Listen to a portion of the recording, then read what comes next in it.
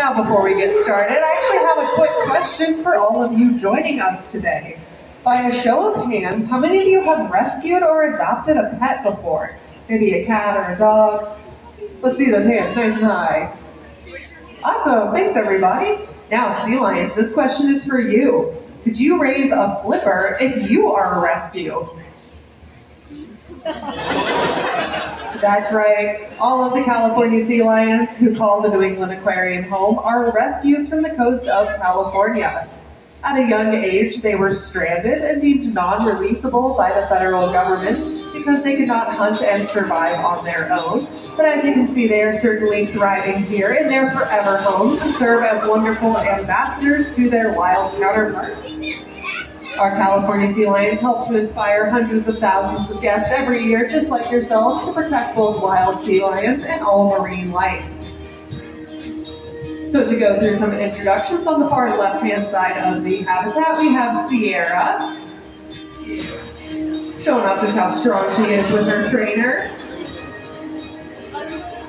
And in the middle of the habitat, up on the island, waving hello to everybody, is Zoe.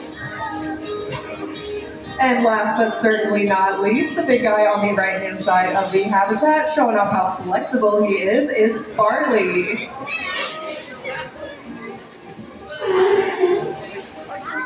Now, a really common question we get is, what exactly is a sea lion and how do you identify one?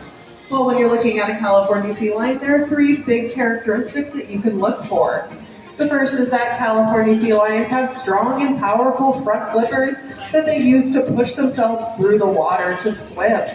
They can even support their entire body weight on these strong front flippers or use them for some awesome dance moves. The second trait that makes a sea lion is their rotating hip bones. California sea lions can tuck their hind or back flippers up underneath themselves to walk on all fours while on land. This trait makes them really agile when navigating the rocky coasts of California, where they're native to. This is one of the big differences between seals and sea lions.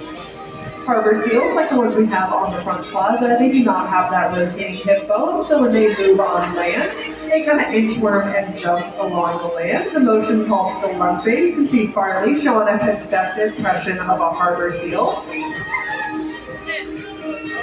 And the third trait that makes a sea lion, you have to look pretty close for this one, is if you take a look at the side of Zoe, Sierra, or Farley's heads, you might notice that they have little external ear flaps that look like a little rolled up burrito or a Tootsie Roll on the side of their heads.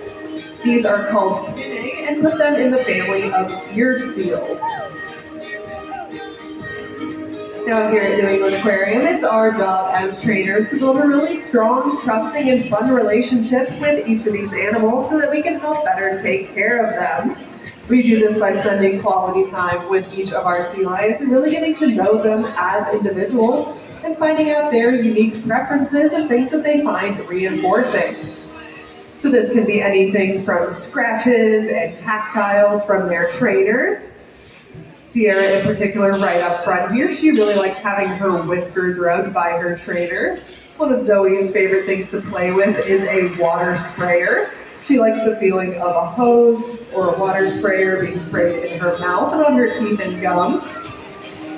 Farley is another big fan of those scratches and tactiles from his trainers. We can also give our sea lions some yummy snacks.